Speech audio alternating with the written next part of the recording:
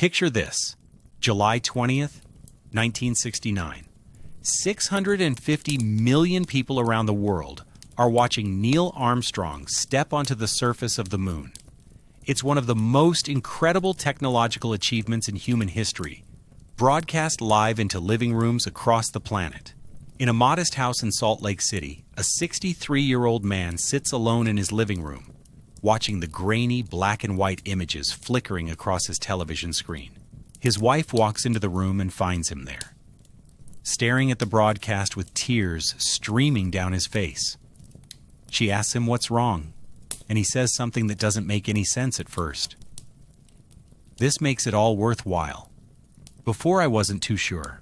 Here's what his wife already knows, but the world doesn't. Her husband invented the device that's showing them the moon landing. Not just any television set, the actual technology that makes television possible. The image dissector camera that NASA chose to transmit from the moon's surface, that's his design. The fundamental patents that every television manufacturer had to work around, those were his. His name is Philo Farnsworth, and at that moment, watching the culmination of his life's work broadcasting from 238,000 miles away, he's practically unknown to the world. The history books credit someone else. The museums have someone else's picture. When people talk about who invented television, they name a different man entirely. And that man? He was a spy who stole Farnsworth's invention, working for one of the most powerful corporations in America, a company that spent millions of dollars and 7 years in court trying to destroy the real inventor. They nearly succeeded. Actually, in most ways, they did succeed. This is the story of how a Mormon farm boy from Utah conceived of electronic television at age 14 while plowing potato fields, built it at age 21 in a converted warehouse in San Francisco, and then watched as the Radio Corporation of America systematically stole his invention, bankrupted him through legal warfare, and erased him from history. It's the story of how David Sarnoff, one of the most ruthless businessmen of the 20th century, orchestrated what might be the most brazen case of corporate theft in American history. And the truly crazy part? They almost got away with it completely. If it weren't for a high school chemistry teacher who kept a yellowed sketch in his files for 13 years, we might never have known the truth. Even now, decades later, most people still don't. So here's the question that's going to haunt this entire story. How do you erase the inventor of one of the most important technologies in human history? How do you make the world forget the man who gave us television? And more importantly, why would you even try? If you're into stories about the geniuses and criminals who built the modern world, hit that subscribe button. And let me know in the comments if you'd heard about Philo Farnsworth before watching this, because I'm genuinely curious how many people know this story. It's one of those historical conspiracies that turns out to be completely true, with court documents and everything. Now, before we dive into Farnsworth's story, you need to understand what the electronics industry looked like in the 1920s and 30s. Think of it like the smartphone wars of the 2000s. Apple versus Samsung. Patent lawsuits flying everywhere. Companies spending billions trying to crush each other. Except instead of apps and touchscreens, they were fighting over radio and television. The Radio Corporation of America, or RCA, was basically the Apple of its day. Except imagine if Apple also owned all the cell towers, controlled the entire internet, and had the government protecting its monopoly. RCA wasn't just a manufacturer, they owned the NBC network, which meant they controlled what people watched. They held over 2,000 patents, which they used like legal weapons to sue anyone who tried to compete with them. And they had something called package licensing, which was basically a protection racket. If you wanted to manufacture radios, you had to license RCA's entire patent portfolio, even patents you didn't need, and pay them a cut of every single product you sold. This was the company that came after Farnsworth. Imagine a college dropout going up against Apple, Google, and the federal government combined. That's essentially what happened. David Sarnoff, the man who ran RCA, was a Russian Jewish immigrant who'd worked his way up from office boy to corporate titan. The guy was brilliant, ruthless, and absolutely obsessed with controlling the next big thing in electronics. He'd made his fortune in radio. People called him the General because of his military-style management. And by the late 1920s, he knew television was going to be enormous. Bigger than radio. Bigger than anything that had come before. The problem? RCA didn't actually know how to build television. They had a guy named Vladimir Zworykin, another Russian immigrant, working on it in their labs, but his mechanical television system was basically useless. It used spinning discs with holes in them, like something out of a steampunk nightmare, and the images were so bad you could barely tell what you were looking at. Think of trying to watch Netflix on a potato. That's mechanical television. What Zworykin couldn't do, what nobody at RCA could do, was build an all-electronic television. That required manipulating electron beams inside vacuum tubes with absolute precision, turning light into electrical signals and back into light again, all synchronized perfectly. It was like trying to catch lightning in a bottle and then teach it to draw pictures. But in 1927, a 21-year-old Mormon kid in San Francisco did exactly that. He filed the patents. He demonstrated it to investors. He transmitted the first electronic television image in history, a simple, straight line. And when word got out that someone had actually solved television, RCA's patent attorneys must have absolutely freaked out. Because here's the thing about the 1930s patent system. It was designed for corporations, not individual inventors. A patent lawsuit could drag on for a decade, cost hundreds of thousands of dollars, and the side with deeper pockets almost always won. It didn't matter if you were right. It mattered if you could afford to keep fighting. RCA had a $50 million war chest for television development. That's about $800 million in today's money. Farnsworth was working with a few $1,000s from investors who'd found him giving lectures about television to raise money. It was like bringing a knife to a nuclear war. And RCA knew exactly what they were doing. They'd done it before to other inventors. Their strategy was elegant in its cruelty. Spy on your target, steal the technology, file competing patents, then bury them in legal bills until they went bankrupt and gave up. By the time the courts finally ruled in your favor, if they ever did, you'd already won the war because your victim was financially destroyed. That's what they tried to do to Philo Farnsworth. The only reason it didn't completely work is that Farnsworth was either the most stubborn man in America or absolutely insane, depending on how you look at it. Probably both. But before we get to the theft and the legal battles and the systematic destruction of a human being's life, we need to go back to where this all started. We need to go back to a potato farm in Idaho, where a 14-year-old kid had an idea while plowing a field that would change the world.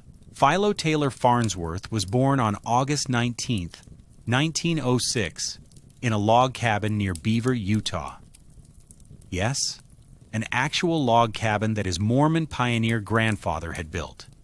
If you're thinking that sounds like something out of an Abraham Lincoln biography, you're not wrong. Farnsworth's early life was basically the last gasp of the American frontier before electricity reached rural Utah.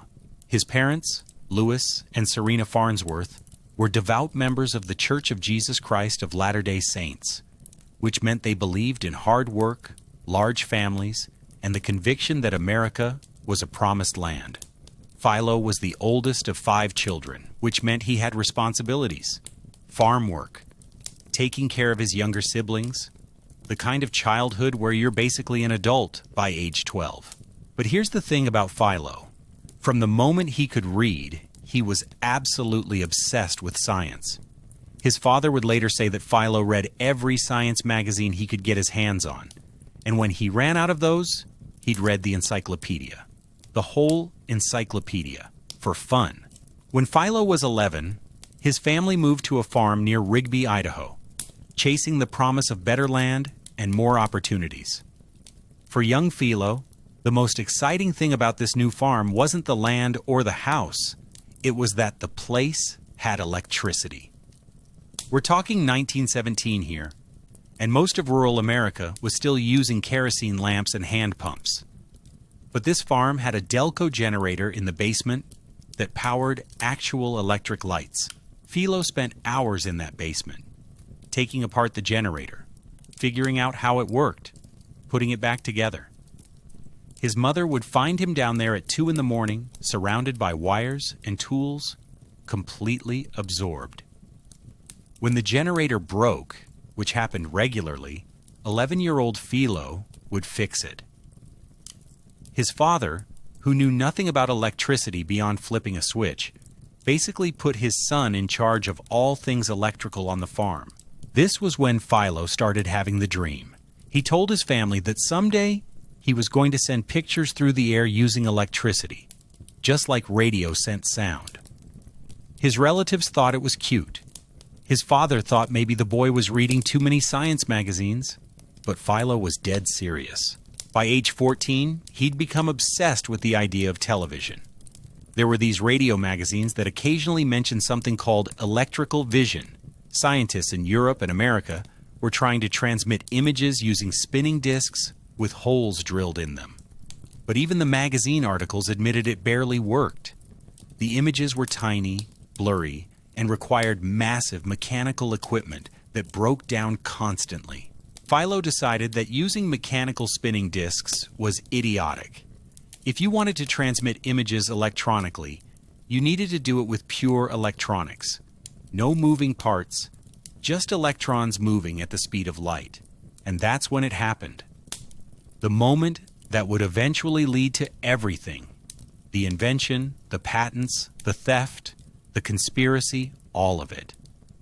Philo was plowing the potato field on his family's farm, driving the horse-drawn plow back and forth in perfectly straight parallel lines. He was 14 years old. It was spring of 1921, and as he looked back at the neat furrows he'd plowed, something clicked in his brain. Television needed to scan an image line by line, top to bottom, just like he was plowing this field. An electron beam could scan an image the same way, moving back and forth in horizontal lines, converting light into electrical current.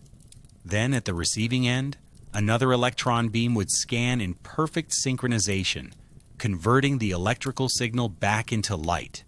No spinning discs, no mechanical parts, just pure electronics. He'd just invented electronic television in his head while plowing potatoes. At age 14. Now here's where it gets both beautiful and tragic. Philo knew he had something revolutionary, but he also knew he was a farm kid in Idaho with zero resources and no way to build what he was imagining. So he did the only thing he could do. He started drawing diagrams and teaching himself everything he needed to know to make this work. Electrical engineering, physics, vacuum tube theory, chemical properties of photosensitive materials. He was essentially giving himself a college education from library books and science magazines. In the fall of 1921, in Colmate, Spain, Philo started his junior year at Rigby High School. His chemistry teacher was a guy named Justin Tolman, and Tolman immediately recognized that this kid was different. When other students were struggling with basic chemical equations, Farnsworth was reading advanced physics textbooks and asking questions about Einstein's theory of relativity. One day in the spring of 1922, Philo asked if he could come in after class and show Mr. Tolman something he'd been working on. What happened next would become the most important piece of evidence in a legal battle 13 years later. Philo went to the blackboard and started drawing diagrams.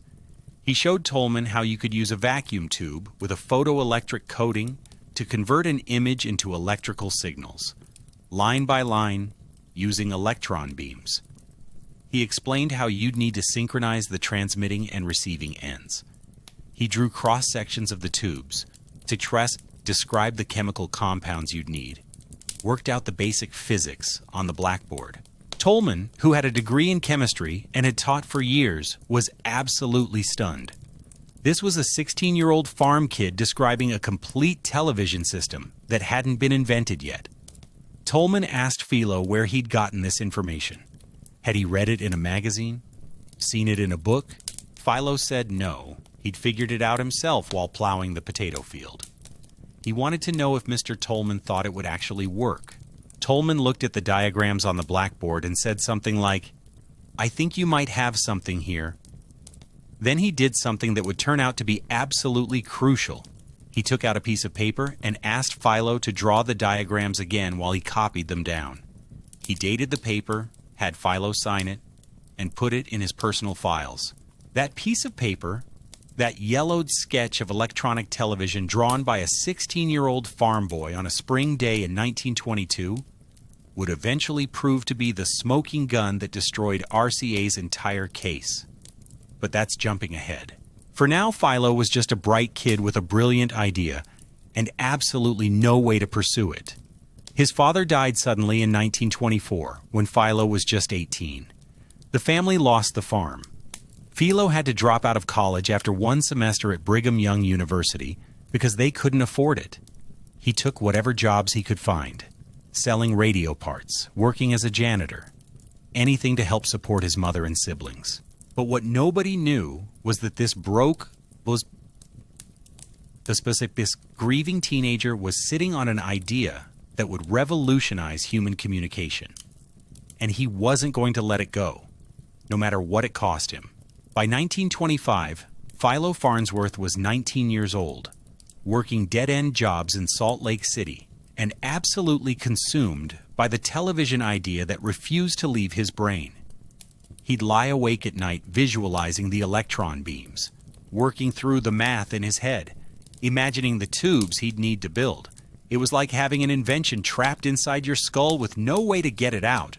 Then he met George Everson and Leslie Gurrell, two professional fundraisers who'd come to Salt Lake City to raise money for a community chest. Through a mutual friend, Farnsworth ended up giving them a radio demonstration. He'd been working with radio equipment to learn more about vacuum tubes and amplifiers. Everson was impressed by how knowledgeable this skinny kid was about electronics, and they got to talking about what else Farnsworth was interested in. That's when Philo made a decision that would change his life. He told them about television. Now imagine you're a middle-aged businessman in 1925, and some teenager starts telling you he's going to transmit pictures through the air using electron beams and vacuum tubes. You're going to think he's either a genius or completely insane, right? Everson later admitted he thought it might be both. But there was something about the way Farnsworth explained it. The precision of his technical knowledge, the clarity of his vision, the sheer conviction in his voice. That made Everson think, what if this kid is actually on to something? Everson and Gurrell did something that was either incredibly visionary or incredibly stupid. They agreed to fund Farnsworth's television experiments.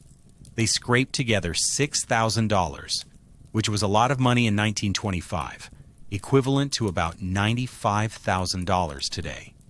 It wasn't remotely enough to actually develop television, but it was enough to build a prototype and prove the concept. But there was a condition.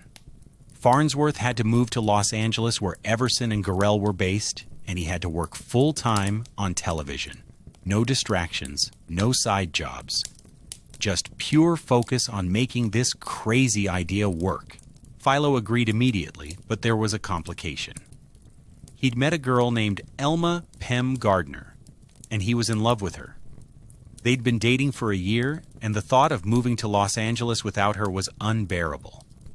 So Philo did what any sensible 19-year-old would do when presented with this situation. He asked Pem to marry him. He told her straight out that he was going to invent television, that it was going to consume his entire life, that he'd be working constantly and obsessing over it day and night.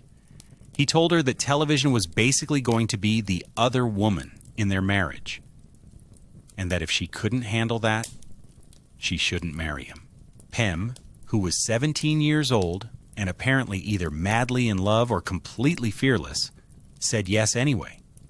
They got married on May 27th, 1926, and spent their wedding night in Philo's laboratory because he couldn't stop working. I'm not making that up. Pem later wrote that she woke up on the first morning of her married life to find her new husband had left their bed at dawn to go back to the lab. This would set the pattern for their entire marriage. Pem became more than Farnsworth's wife. She became his lab partner, his technical illustrator, his documentarian, and eventually the keeper of his legacy, when the world tried to forget him. When people later asked what Philo Farnsworth's greatest invention was, some would say it wasn't television. It was convincing Pem Gardner to marry him. But in 1926, newly married and working in a small laboratory in Los Angeles, Farnsworth had a serious problem. The $6,000 was running out fast. Building vacuum tubes from scratch was expensive. Glass was expensive. The photosensitive materials he needed were expensive. And after a year of work, he had nothing to show investors except theories and half-finished prototypes. Everson started looking for more money, and through connections, he found it. A banker in San Francisco named William Crocker agreed to put up $25,000, about $400,000 in today's money, and provide laboratory space in a warehouse at 202 Green Street. The catch was that Farnsworth had to move to San Francisco and demonstrate real progress within a year, or the funding would dry up. This is where things get interesting, because Farnsworth wasn't just some lone genius tinkering in isolation. He was building a team. Pem's brother, Cliff Gardner, turned out to be an absolutely brilliant glassblower, and he became essential to the operation because they needed custom vacuum tubes that didn't exist anywhere in the world. Farnsworth hired a few other young engineers who believed in the vision, and they set up shop on the second floor of this warehouse in San Francisco's industrial district. Picture this scene. It's 1927, and in a drafty second-floor warehouse with exposed wiring and hand-built equipment, a 21-year-old is trying to do something that the biggest corporations in America haven't been able to figure out. No computer simulations, no advanced materials, just vacuum tubes glowing in the darkness, oscilloscopes showing wave patterns, hand-wound coils, and the constant smell of hot solder and burning insulation. Farnsworth's plan was elegant in concept, but insanely difficult to execute. The image dissector, his electronic camera tube, needed a photosensitive coating that would emit electrons when light hit it. The electrons would be focused into a beam and scanned across the image by magnetic fields, converting the light pattern into an electrical signal.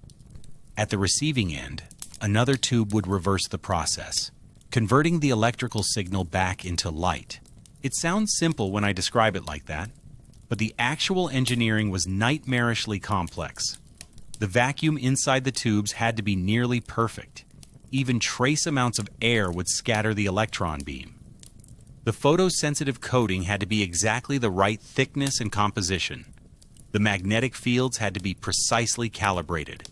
The transmitter and receiver had to be perfectly synchronized.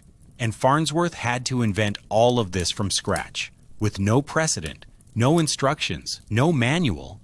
He was literally making it up as he went along, guided only by his understanding of physics and his vision from that potato field 6 years earlier.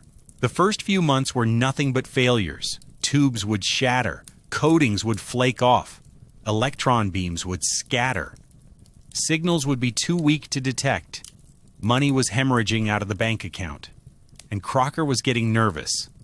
Everson and Gorel were basically running interference, trying to convince their investor that progress was being made even as month after month went by, with nothing to show for it. Then, in August of 1927, Farnsworth had a breakthrough. He'd been experimenting with different photosensitive coatings, and he tried something with cesium oxide. When he assembled the tube and tested it, the thing actually responded to light. The electron beam was scanning. The signal was weak, but it was there. He called his team together and told them they were ready to attempt the first transmission. Pem prepared the documentation. Cliff Gardner prepared the tubes. The rest of the team set up the equipment. And on September 7th, 1927, in that second-floor warehouse laboratory, Philo Farnsworth transmitted the first electronic television image in history. It was a straight line, just a simple black line on a piece of glass, illuminated by a carbon arc lamp. But when they moved the glass slide in front of the image dissector, the line appeared on the receiver screen and moved with it. They were seeing an image that had been converted into electrical signals transmitted through space and reconverted into light, all electronically. No spinning discs, no mechanical parts. Pem later said that Philo just stood there, staring at the screen with tears in his eyes. The rest of the team was celebrating, popping bottles of bootleg Prohibition-era alcohol. But Philo was silent. He'd just proven that the vision he'd had while plowing that potato field 6 years ago actually worked. But here's the dark side of that triumph, the part that would echo through the rest of Farnsworth's life. The moment he successfully demonstrated television, he became a target. Word of his success started spreading through the electronics industry. Patent attorneys started paying attention. And at RCA headquarters in New York, someone in David Sarnoff's office got a report about a 21-year-old in San Francisco who'd just done what their entire research department couldn't do. That's when RCA sent the spy. By 1930, Philo Farnsworth had refined his television system significantly. He'd filed multiple patents, demonstrated it to scientific societies, and even gotten some press coverage. The San Francisco Chronicle ran a story about the local inventor who'd built a working television. RCA, meanwhile, was still struggling with mechanical television, and their researcher, Vladimir Zworykin, who couldn't get electronic television to work, despite having a large laboratory and a corporate budget. David Sarnoff was not the kind of man who accepted failure. He'd built RCA into a monopoly through a combination of brilliant business strategy, strategic patent acquisitions, and absolutely ruthless competitive tactics. When he wanted something, he got it one way or another. And what he wanted was television. Not because of any noble vision about bringing the world together, but because he knew that whoever controlled television would control the future of mass media. Sarnoff had a problem, though. His guy Zworykin had filed a patent back in 1923 for something called an electronic television system. But here's the dirty secret. It didn't work. Nobody at Westinghouse, where Zworykin worked before moving to RCA, could recall him ever building a working prototype. The patent was basically a theoretical document describing something that might be possible, not something that actually existed. Meanwhile, this Mormon kid in San Francisco had actually built it. So Sarnoff sent Zworykin to investigate. And here's where the story gets into legal territory that RCA spent years trying to obscure in court. But the basic facts are documented. In April of 1930, Vladimir Zworykin showed up at Farnsworth's laboratory at 202 Green Street. Zworykin told Farnsworth that he was still working for Westinghouse and was interested in learning about Farnsworth's approach to television. He said he was facing similar technical challenges and thought they might be able to collaborate or share information. According to multiple accounts, including Pem Farnsworth's detailed records, Zworykin was friendly, enthusiastic, and seemed genuinely impressed by what Farnsworth had accomplished. Farnsworth, who was 23 years old and still relatively naive about corporate espionage, gave Zworykin the full tour, 3 days. That's how long Zworykin spent in Farnsworth's laboratory, examining every detail of the image dissector, taking notes, asking technical questions, studying the construction of the tubes, learning about the photosensitive coatings, understanding the synchronization systems. Pem Farnsworth later wrote that her husband was excited to show another scientist what he'd accomplished. Farnsworth even demonstrated how the image dissector could transmit moving images. They showed Zworykin a transmission of Pem's brother Cliff smoking a cigarette, with the smoke visible on the receiver. Zworykin was effusive in his praise, telling Farnsworth that this was a beautiful instrument and that his approach was 100% better than anything being done elsewhere. Then Zworykin left San Francisco and immediately sent a telegram to RCA headquarters with a detailed technical report about everything he'd learned. The telegram is lost to history, but what happened next is well documented. RCA's engineers began building a tube that was remarkably similar to Farnsworth's image dissector. They called it the iconoscope. Here's what makes this corporate espionage rather than just inspiration. The iconoscope wasn't some independent invention that happened to work similarly to Farnsworth's tube. It was based directly on the technical information Zworykin had gathered during his 3-day visit. RCA's engineers later testified that they'd received detailed reports about Farnsworth's work. The similarity in design was so striking that when Farnsworth's patent attorneys eventually examined RCA's tubes, they could identify specific features that had been lifted directly from Farnsworth's designs. Think about this in modern terms. It's like if someone from Apple showed up at a startup, said they wanted to collaborate, spent 3 days studying their new touchscreen technology, took detailed notes, and then Apple released a phone with suspiciously similar features 6 months later. Except in the 1930s, there were fewer whistleblowers and way more tolerance for this kind of behavior from big corporations. Farnsworth didn't immediately realize he'd been robbed. He was too focused on his own work, continuing to refine his television system and file new patents. But by 1931, RCA started making public claims about their television progress. They demonstrated their iconoscope and started promoting Zworykin as a television pioneer. News articles began appearing that credited RCA with major advances in television technology. That's when Farnsworth and his attorneys started noticing the similarities between RCA's tube and Farnsworth's patents. They filed formal objections. They sent letters to RCA. They requested that RCA acknowledge Farnsworth's prior work. RCA's response was basically to ignore them and keep developing their stolen technology. Then came the knockout punch. In 1932, RCA filed what's called a patent interference lawsuit against Farnsworth. This is a legal proceeding where two parties both claim to have invented the same thing, and the patent office has to determine who invented it first and who gets the patents.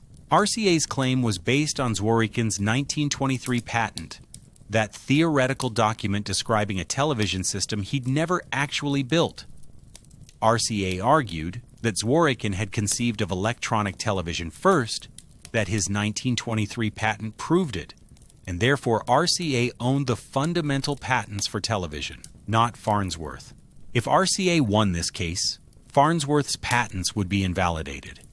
All his years of work, all his inventions, all his refinements, they'd essentially belong to RCA.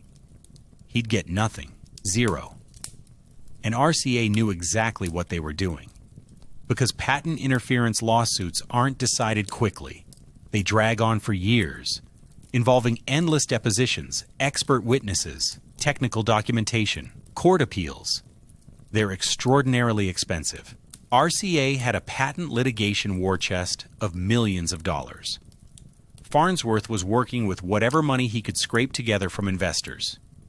This was like a heavyweight boxer challenging a high school kid to a 15-round fight and betting that the kid would collapse from exhaustion before the decision could be reached. And here's the most brutal part. During this period, while the legal battle was consuming all of Farnsworth's energy and finances, his 3-year-old son, Kenny, died. It was 1932, and Farnsworth was working for Philco, a competitor to RCA in Philadelphia. Kenny got sick, and according to family accounts, Philco wouldn't let Farnsworth leave his work to travel to see his dying son. By the time Farnsworth got permission to go, Kenny was already dead. Farnsworth never fully recovered from that loss. His wife later said that something broke inside him during that period.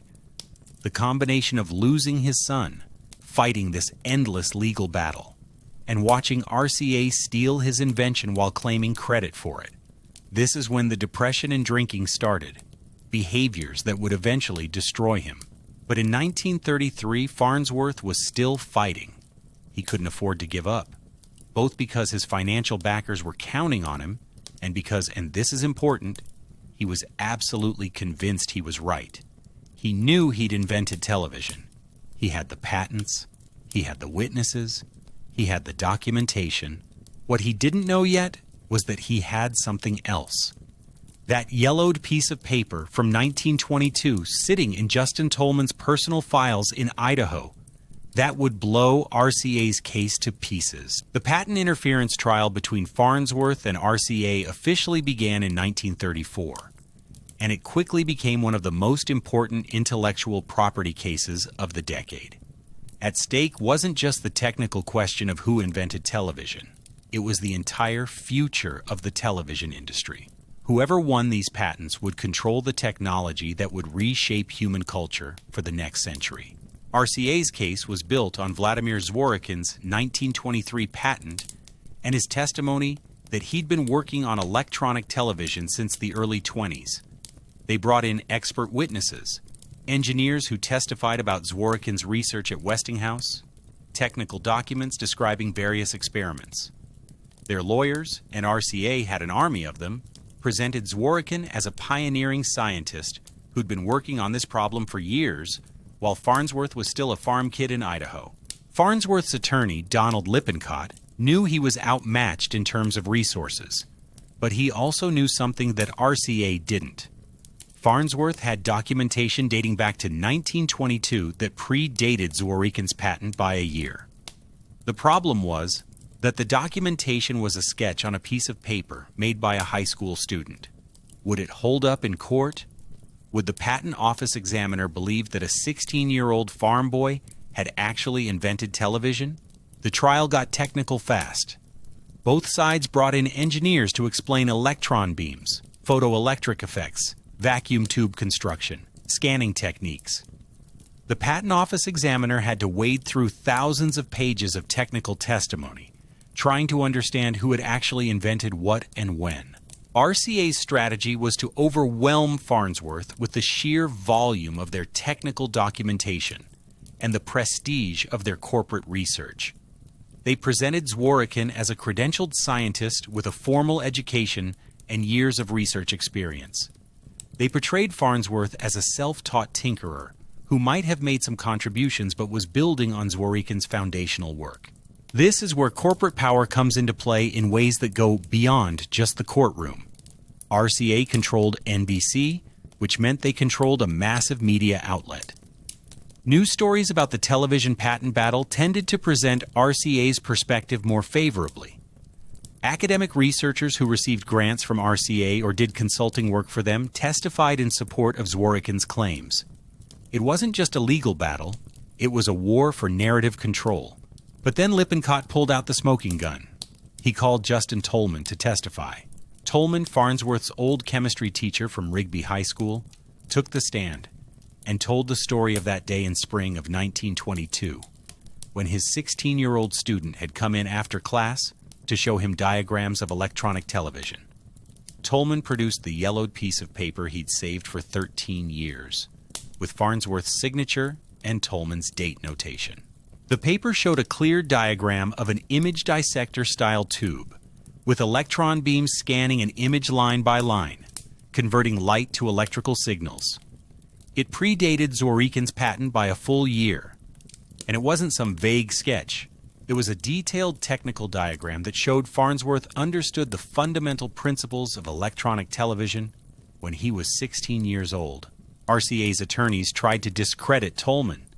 They questioned whether the date was accurate. They suggested the paper might have been created later and backdated.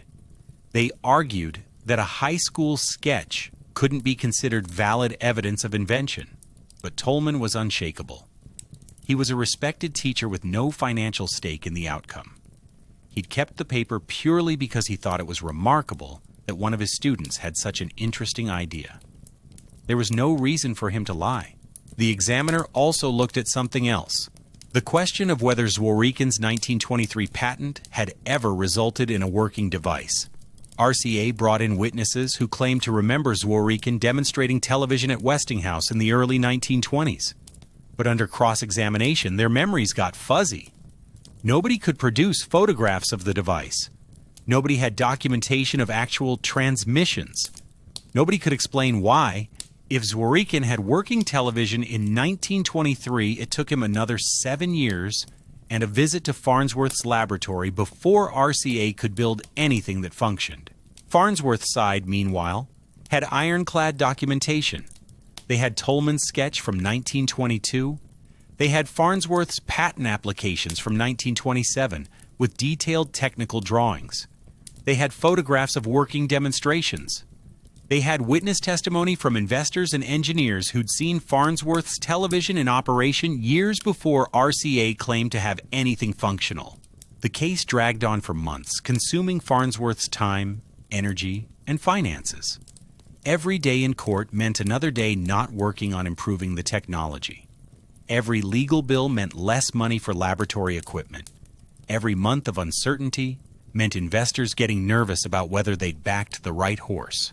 But Farnsworth had something RCA couldn't buy or litigate away: the truth. He'd actually invented television. The evidence was overwhelming once you looked at it honestly. The question was whether the patent system would reward the actual inventor or the corporation with deeper pockets.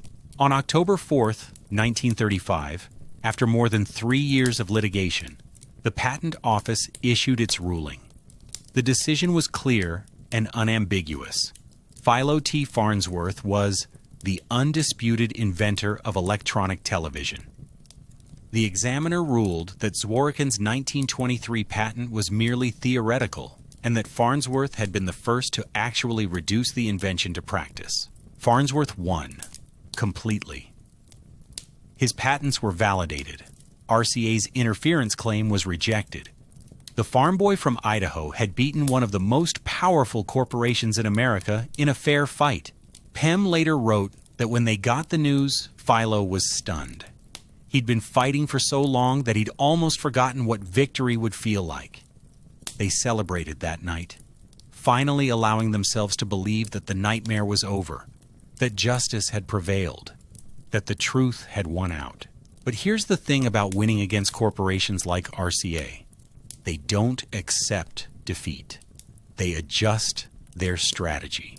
After the 1935 patent ruling, you'd think Farnsworth's troubles would be over. He'd won. The United States Patent Office had officially declared him the inventor of electronic television. RCA's attempt to steal his patents had failed in court. By every legal and moral standard, Farnsworth should have been positioned to become one of the wealthiest inventors in America. But David Sarnoff didn't build RCA into a monopoly by accepting defeat gracefully. When you can't win in court, you win by changing the game entirely. RCA announced that while they respected the patent ruling, they would appeal certain technical aspects of the decision. This meant more litigation, more legal fees, more years of uncertainty. They also announced that they were developing their own television technology that would work around Farnsworth's patents, and they began a publicity campaign promoting Vladimir Zworykin as the father of television, essentially trying to win in the court of public opinion what they'd lost in the court of law. Think about the genius of this strategy. Farnsworth had won the legal battle, but he was financially exhausted from fighting it.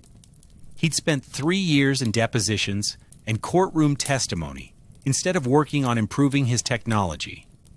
His investors were tired of pouring money into legal fees instead of product development. And now RCA was saying, okay, you have the patents, but good luck enforcing them against a company with unlimited resources for litigation. This is where the patent system's fundamental flaw becomes visible. Patents are supposed to protect inventors, but they're only as good as your ability to enforce them. If someone infringes on your patent, you have to sue them, which means more lawyers, more courts, more years of fighting. For an individual inventor going against a corporate giant, it's like being told you have a right to a fair fight while your opponent is wearing armor and you're in your underwear. Farnsworth needed to start actually making money from television. His patents were valuable, but only if he could license them to manufacturers or build television sets himself. The problem was that in the late 1930s, television was still experimental. There were no broadcasting stations. There was no content. Nobody was buying television sets because there was nothing to watch on them. RCA, meanwhile, was playing the long game. They controlled NBC, which meant they could start creating television content. They had manufacturing capabilities to build television sets at scale. They had marketing budgets to promote television to the public.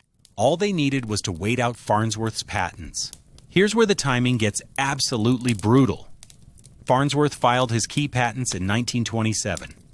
Patents lasted 17 years at that time, which meant his fundamental television patents would expire in 1944. RCA's strategy was essentially to drag everything out until the patents expired, at which point the technology would become public domain and they could use it for free. In 1939, RCA finally agreed to pay Farnsworth royalties, $1 million, which sounds like a lot until you realize it was spread over several years and represented a tiny fraction of what Farnsworth's patents were actually worth.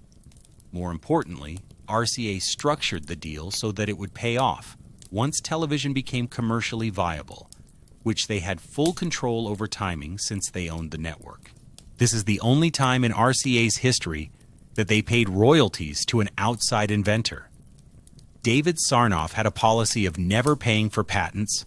RCA either owned the patents or worked around them.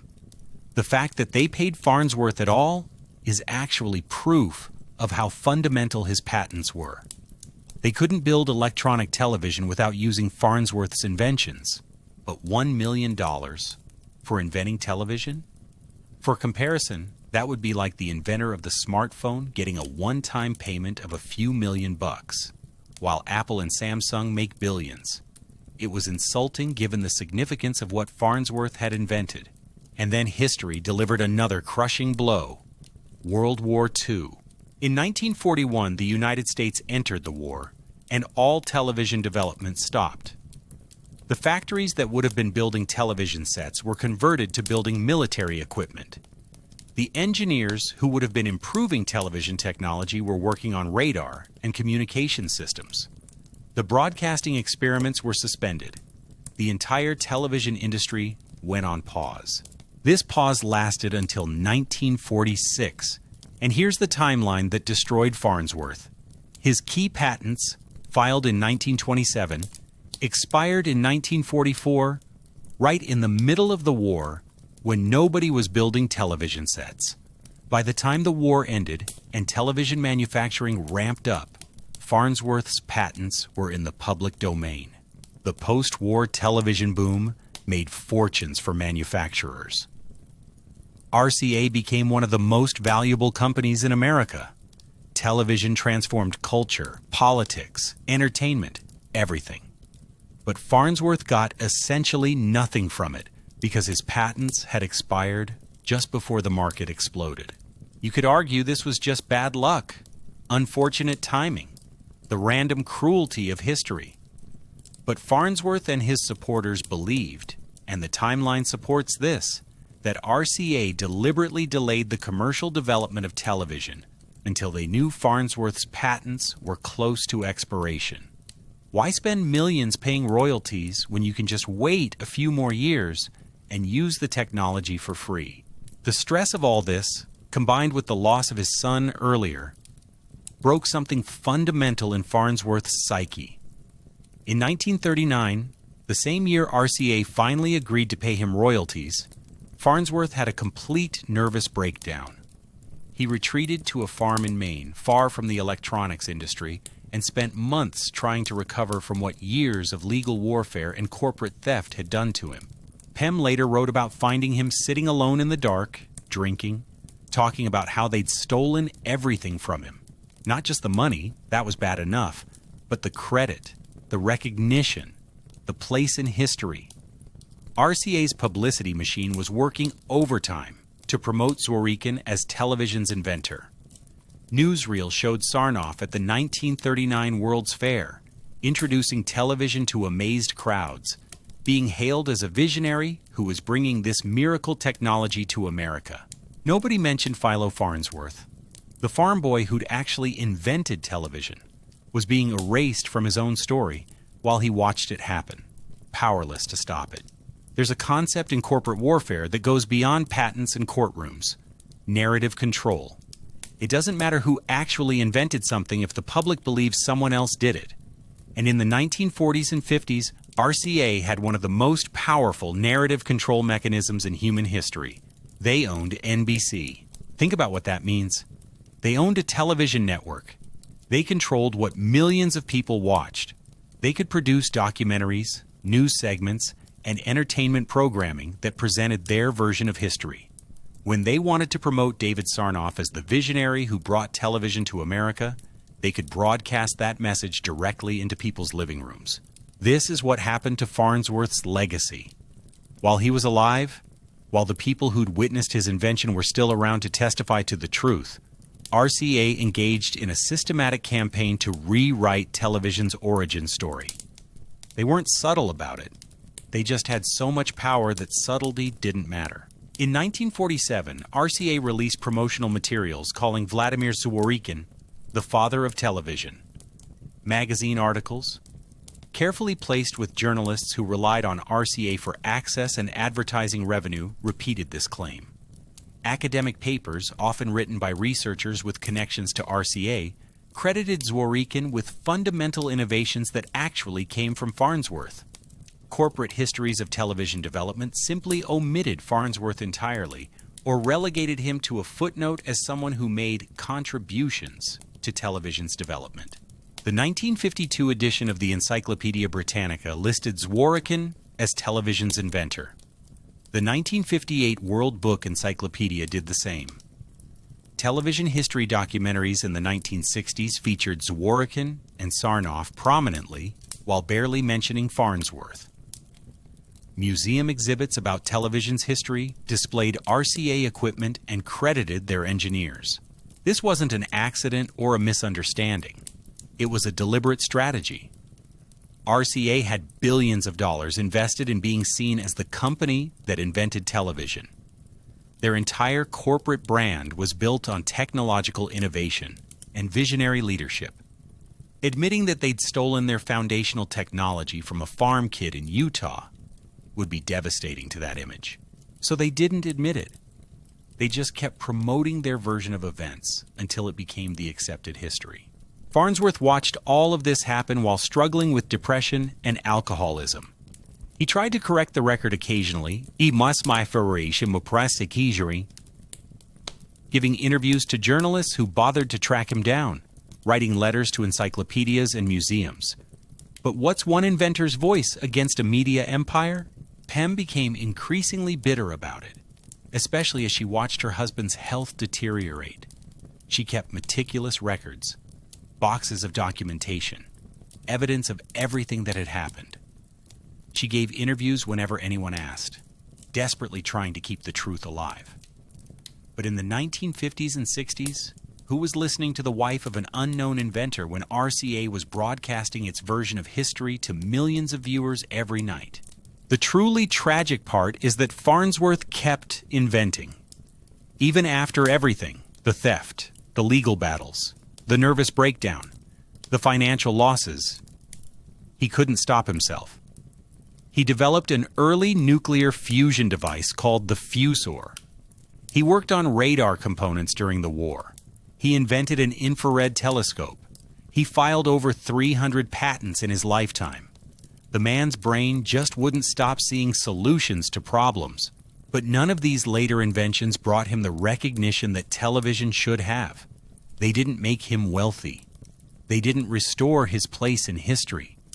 They were just more proof of his genius, wasted because the system was designed to reward corporations, not individual inventors. By the 1960s, Farnsworth was living in Utah, far from the electronics industry he'd helped create. His health was failing, the alcoholism had damaged his liver, and he had emphysema from chain smoking. His finances were precarious despite holding hundreds of patents. He'd watch television occasionally, seeing broadcasts made possible by his invention, transmitted using variations of his image dissector design, displayed on tubes based on his patents, and the credits would roll thanking everyone except him. Friends from that period later said that Farnsworth oscillated between bitterness and resignation. Some days he'd rage about the injustice of it all, about how RCA had stolen his life's work and gotten away with it. Other days he'd just seemed defeated, like he'd accepted that this was how the world worked. The powerful take from the weak, and history is written by whoever controls the media. Then came July 20th, 1969, the moon landing. That moment I described at the beginning of this story, when Farnsworth sat watching Neil Armstrong step onto the lunar surface, seeing his invention broadcasting from 238,000 miles away, and told his wife that it made it all worthwhile. Did it really, though? Did one moment of vindication, seeing NASA choose his image dissector design for its reliability in space, compensate for a lifetime of being robbed, erased, and forgotten? Pem wasn't sure. She later wrote that she wanted to believe Philo when he said that, but she knew how broken he was inside, how much the theft had cost him in ways that went beyond money. 19 months after the moon landing, Philo T. Farnsworth died. It was March 11th, 1971. He was 64 years old. The official causes were pneumonia and complications from emphysema. But really, he'd been dying slowly for decades from stress, depression, and alcoholism brought on by watching his life's work stolen from him. His obituary in the New York Times was 8 paragraphs long. 8 paragraphs for the man who invented television. It mentioned that he held patents related to television technology.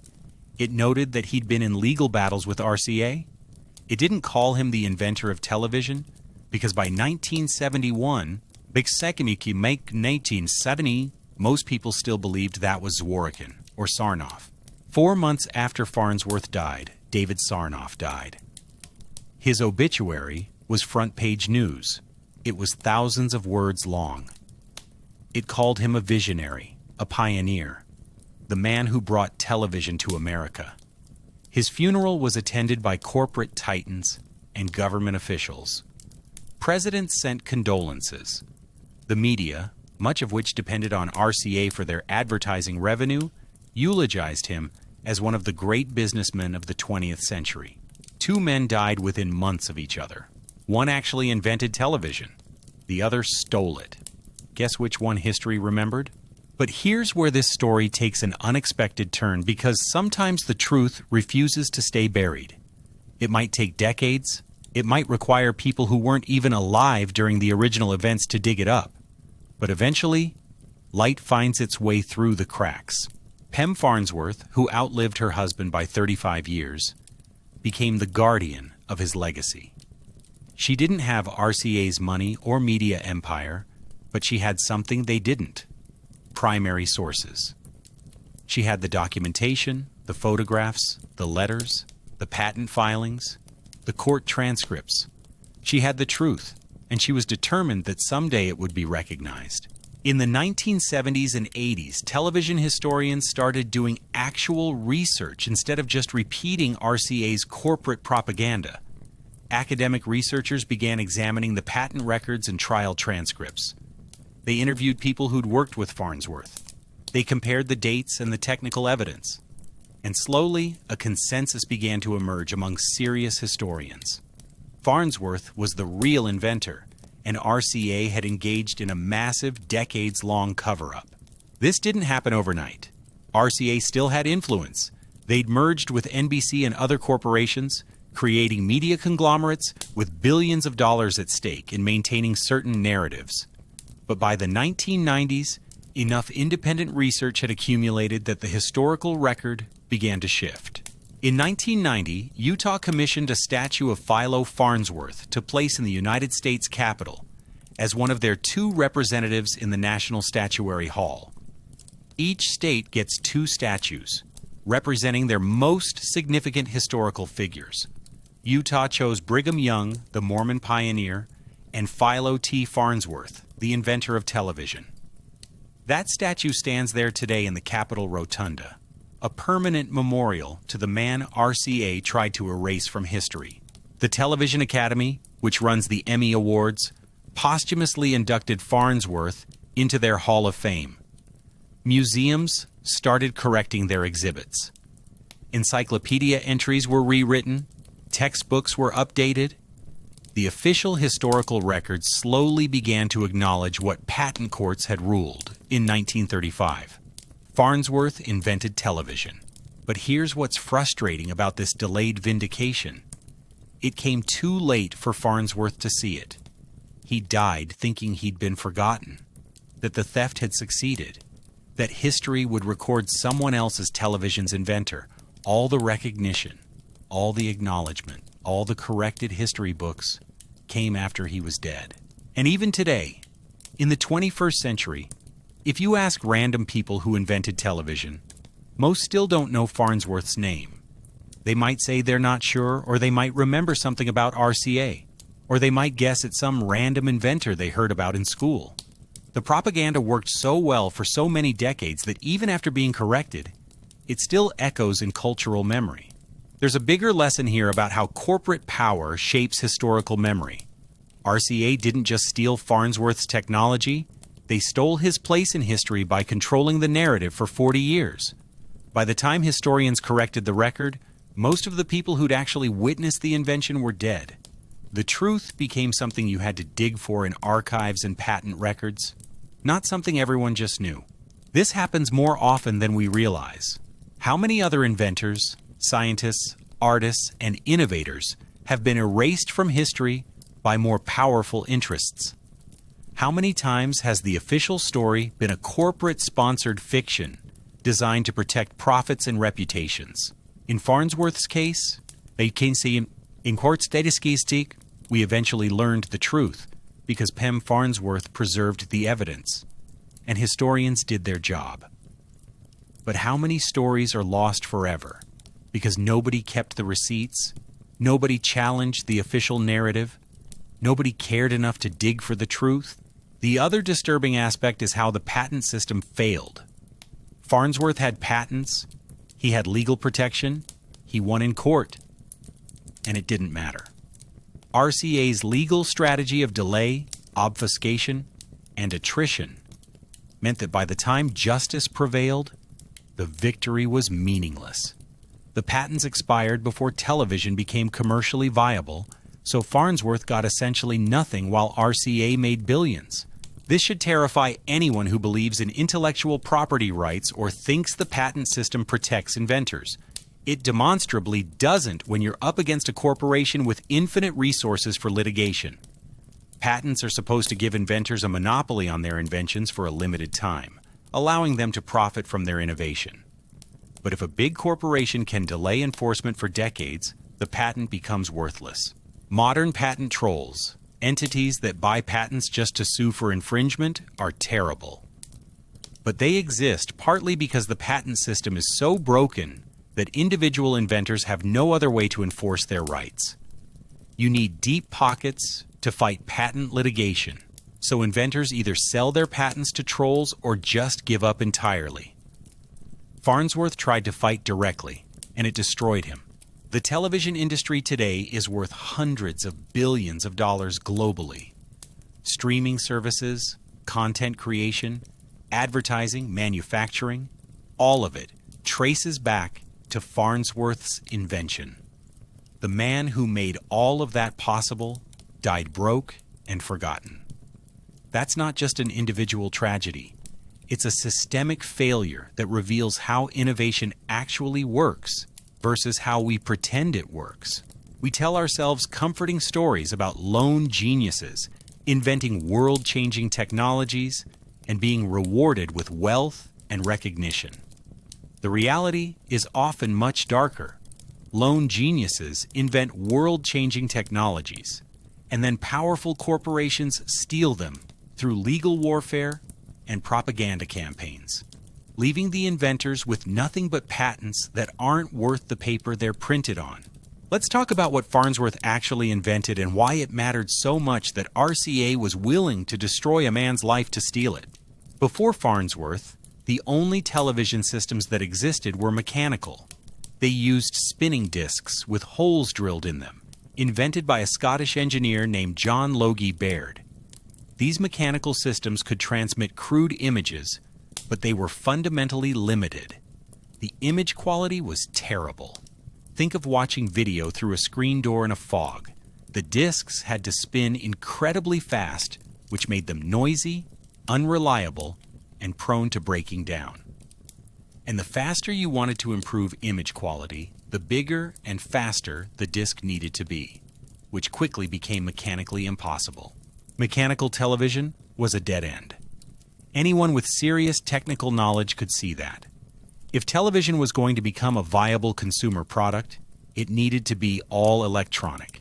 The problem was that building electronic television required solving multiple fundamental problems in physics and engineering simultaneously. You needed to convert light into electrical signals, transmit those signals, then convert them back into light, all in perfect synchronization. You needed to scan an image fast enough that the human eye would perceive it as a continuous picture rather than a series of lines. You needed vacuum tubes that could handle the precise manipulation of electron beams. You needed photosensitive materials that would emit electrons when exposed to light. Farnsworth solved all of these problems while barely in his 20s, working in a converted warehouse with hand-built equipment. The image dissector, his electronic camera tube, the was an absolutely brilliant piece of engineering. It used a photoelectric coating on the inside of a vacuum tube that would emit electrons when light hit it. The intensity of the electron emission varied based on the brightness of the light, which meant the electrical signal carried information about the image. An electron beam would scan across this photoelectric surface in horizontal lines, reading the varying electron emissions and converting them into an electrical signal that could be transmitted. At the receiving end, another tube would reverse the process. The electrical signal would modulate an electron beam that would scan across a phosphorescent screen, creating the image. The genius was in the details. The magnetic fields that controlled the electron beams had to be precisely calibrated. The vacuum inside the tubes had to be nearly perfect. Even trace amounts of gas would scatter the electrons. The synchronization between transmitter and receiver had to be exact, or the image would tear apart. Farnsworth figured out all of this through experimentation, mathematics, and intuition. His patents covered not just the image dissector itself, but the entire system of electronic television.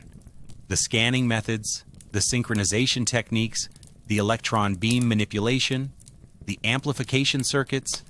Anyone who wanted to build electronic television had to either license Farnsworth's patents or engineer around them. And engineering around fundamental patents is often impossible. That's why RCA was so desperate to steal it. They couldn't build television without Farnsworth's inventions, and David Sarnoff had a policy of never paying outsiders for patents.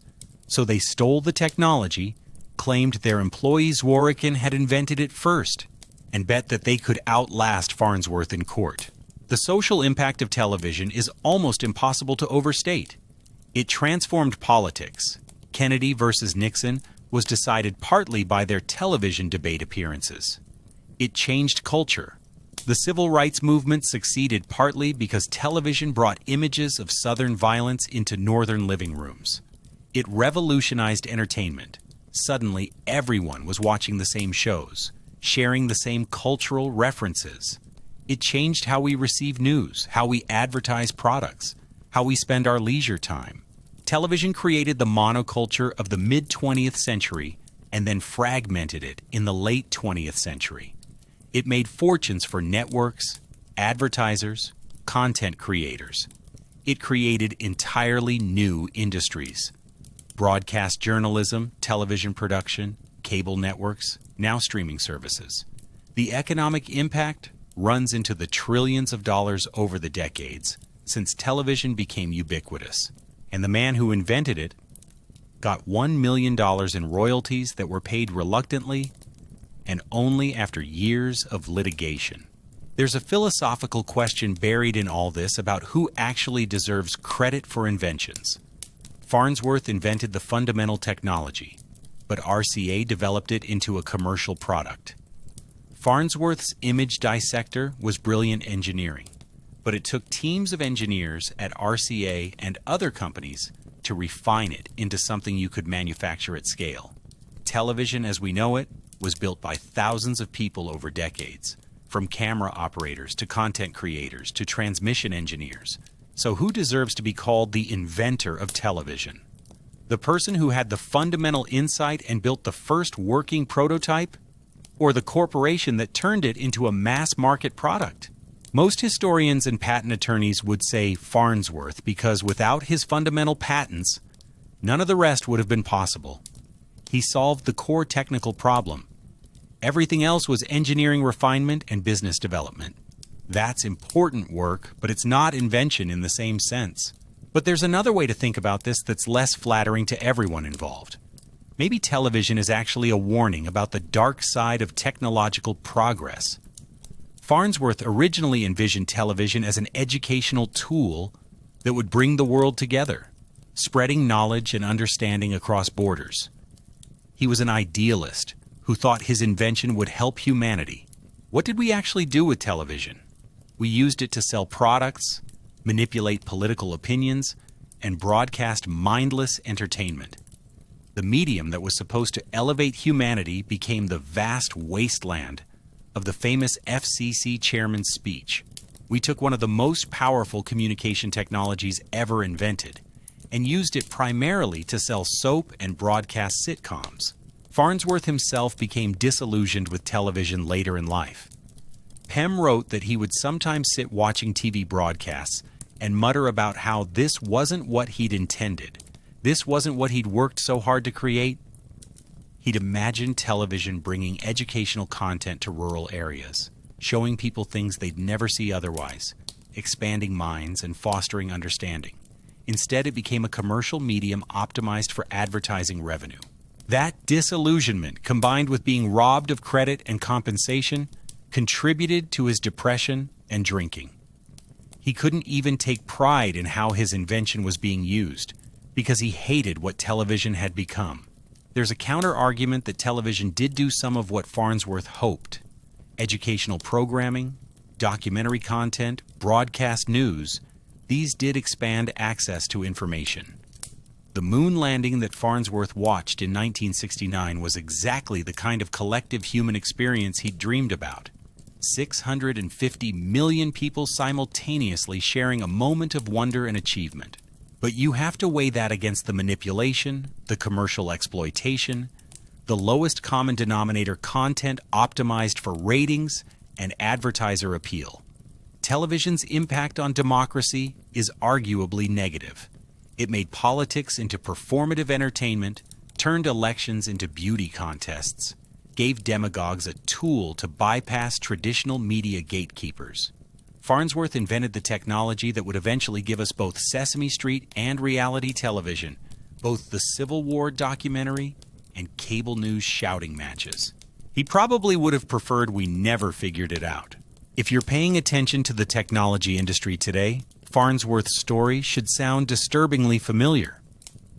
Because what RCA did to Farnsworth in the 1930s, big tech companies are doing to independent developers and small startups right now. The specific technologies are different, but the pattern is identical. Think about how platform companies operate. An independent developer creates an innovative app or service. It gets popular on iOS or Android. Then Apple or Google looks at the data, sees what's working, and releases their own version built into the operating system. The independent app either dies or gets acquired for pennies on the dollar because it can't compete with a free, integrated alternative that comes pre-installed on billions of devices. This happened with podcast apps, with maps, with note-taking tools, with messaging features. The pattern is always the same. A small company innovates. A platform company observes what works. Then the platform company either copies the innovation or buys the company for far less than it would be worth as an independent entity. Or look at how Amazon operates. Third-party sellers build businesses on Amazon's marketplace, generating data about what products sell well and at what price points. Amazon's algorithms analyze that data, identify successful products, then Amazon launches Amazon Basics versions that undercut the original sellers on price, while getting preferential placement in search results. The sellers who built the market get crushed by the platform they depend on. The legal term is predatory pricing or anti-competitive practices, but enforcement is rare because these companies have armies of lawyers and lobbyists. Just like RCA in the 1930s, modern tech giants can afford to fight regulatory battles for years, while smaller competitors run out of money and patience. The patent system hasn't improved much either. If anything, it's gotten worse.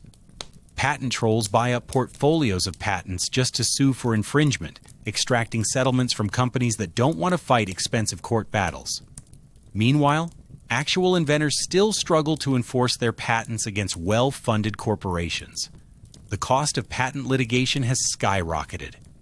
It can easily run into the millions of dollars, which means only corporations can afford to play the game seriously.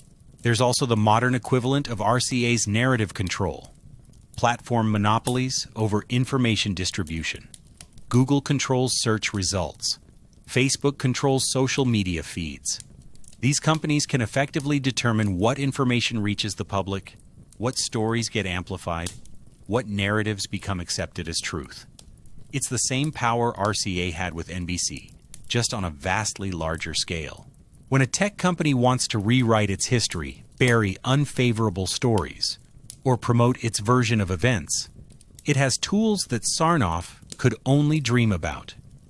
Search result optimization, algorithmic feed manipulation, targeted advertising campaigns, armies of PR professionals planting favorable stories in media outlets that depend on tech advertising revenue. The other parallel is how modern tech billionaires are lionized while the actual inventors and engineers who built their products remain anonymous. Everyone knows Steve Jobs, but how many people can name the engineers who actually designed the iPhone's components? Everyone knows Mark Zuckerberg, but who wrote the original Facebook code? Actually, we know that one, because of the lawsuits, the Winklevoss twins claimed Zuckerberg stole their idea, which is its own parallel to the Farnsworth story. We create these mythology of visionary founders when the reality is usually that they were ruthless business people who were good at taking other people's innovations and commercializing them. That's a valuable skill, don't get me wrong. Knowing how to take technology from laboratory to market is genuinely difficult. But it's not the same as inventing the technology, and we should probably stop pretending it is. The Farnsworth story, Saltine, also illuminates something about how capitalism actually works versus how we pretend it works. The myth is that capitalism rewards innovation and efficiency, that the best products and best inventors succeed in the market. The reality is that capitalism rewards power and scale. Once you're big enough, you can use legal weapons, market dominance, and narrative control to crush competitors regardless of who has the better product or idea. RCA didn't win because their television technology was better. It wasn't.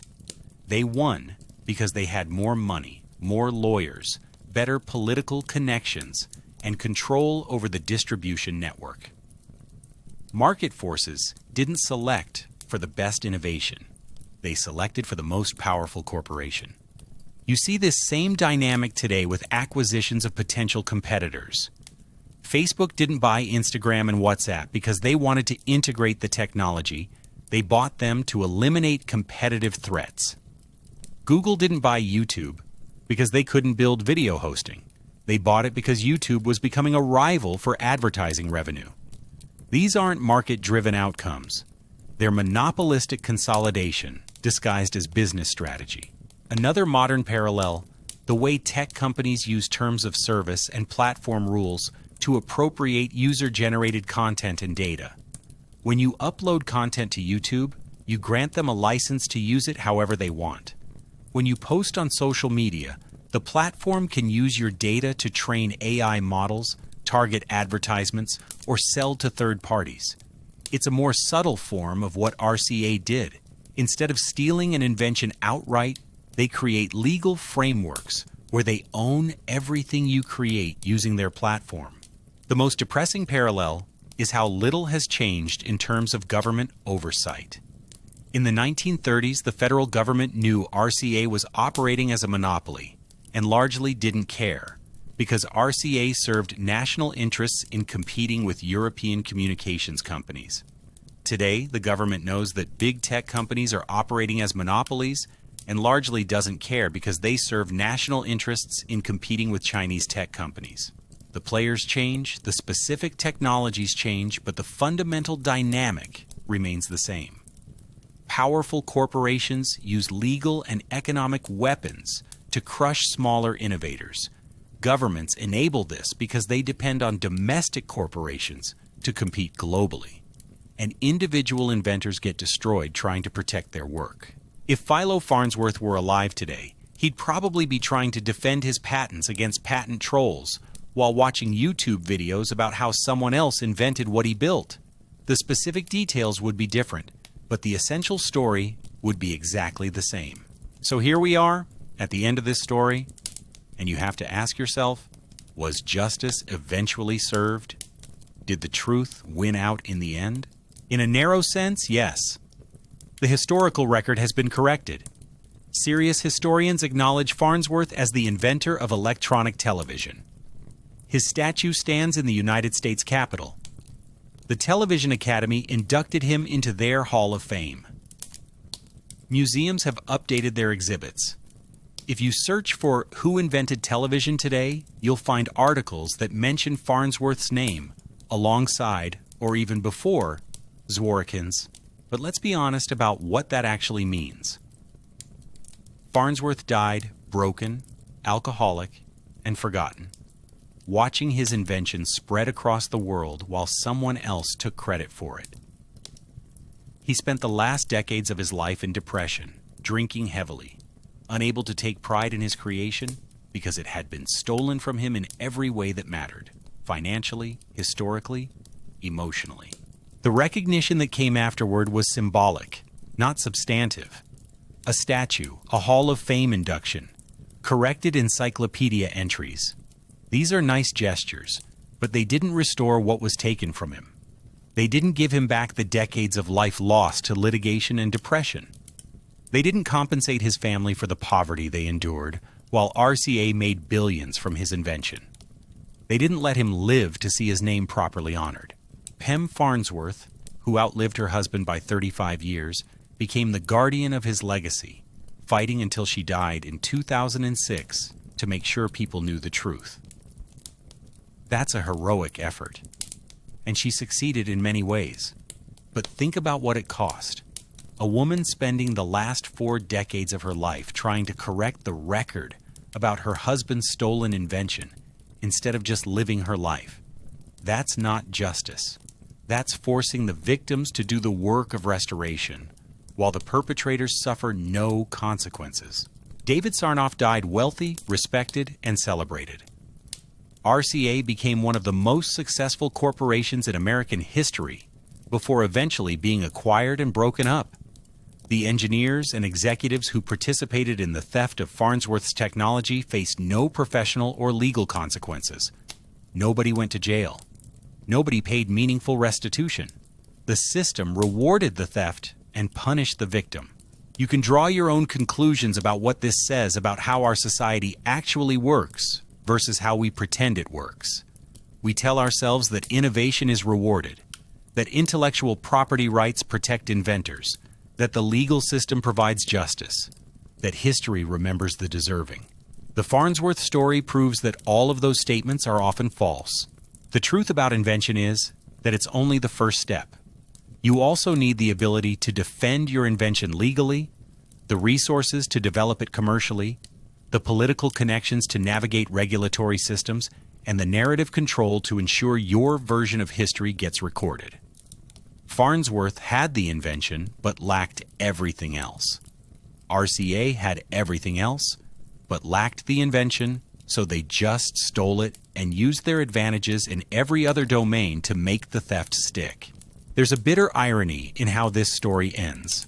Television, the medium that Farnsworth invented, is what allowed RCA to erase him from history.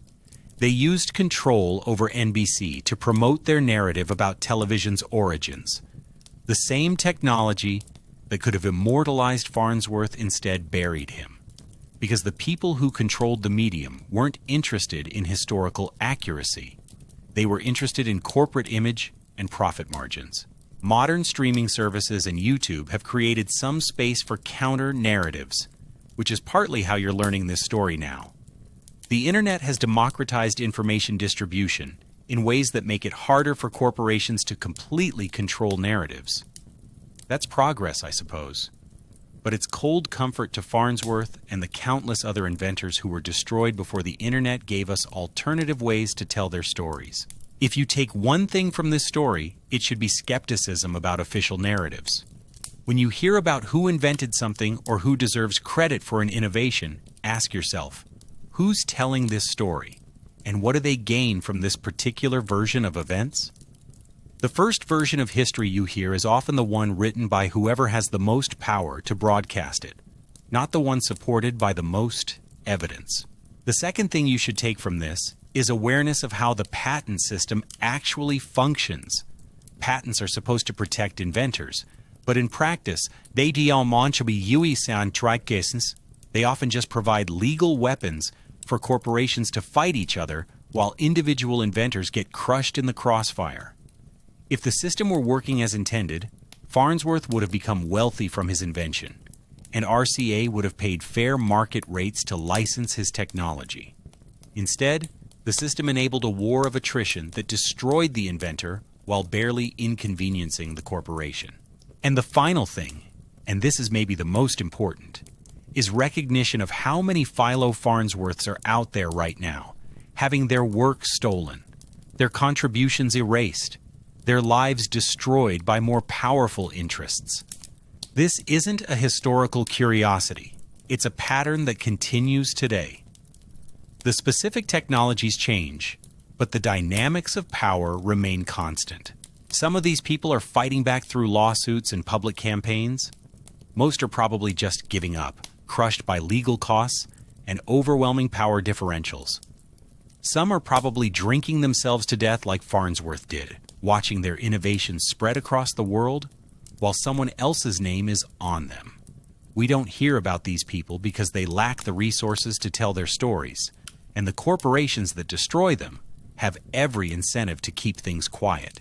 So what do you think about this story? Did you know about Philo Farnsworth before watching this? Do you think the delayed recognition he eventually received counts as justice?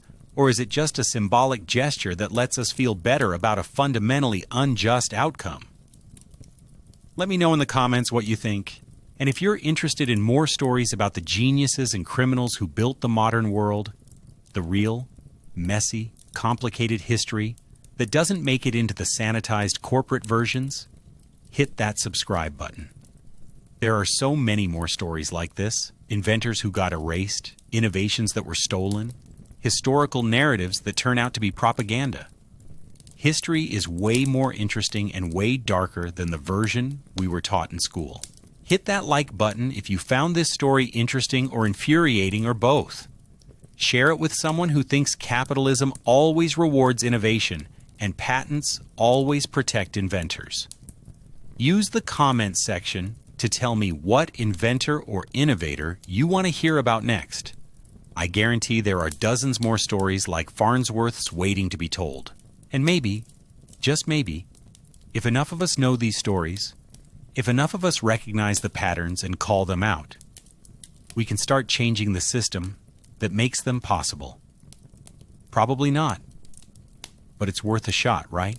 That's the story of Philo T. Farnsworth, the man who invented television, only to have it stolen from him by one of the most powerful corporations in America, then erased from history by the very medium he created.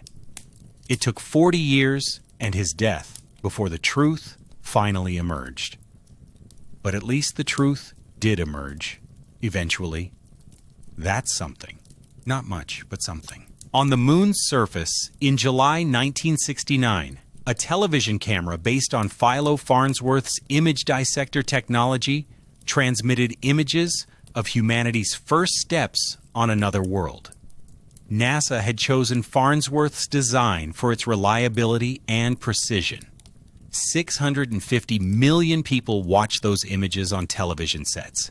that functioned using principles Farnsworth had patented 4 decades earlier. Farnsworth watched from his living room in Utah, an old man forgotten by history, seeing the culmination of his life's work being broadcast from 250,000 miles away.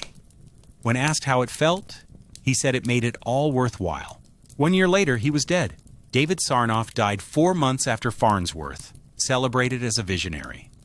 Vladimir Zworykin died in 1982, still commonly credited as the father of television in reference materials. Pem Farnsworth lived until 2006, fighting until the end to restore her husband's place in history. She succeeded, but only partially. The truth is known now among those who care to look, but the propaganda worked so well for so long that most people still don't know the name Philo Farnsworth. Television transformed the 20th century and continues to shape the 21st. It changed politics, culture, entertainment, communication, everything.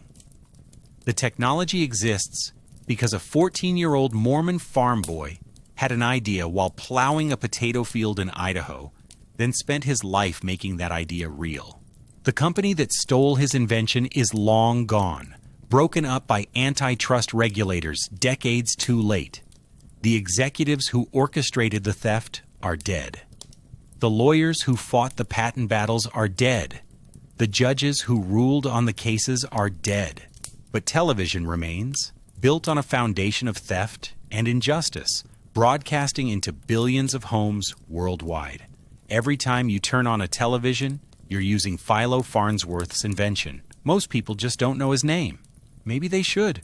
I know that you believe you understand what you think I said, but I'm not sure you realize that what you heard is not what I meant. Philo T. Farnsworth, in frustration during patent testimony, 1935.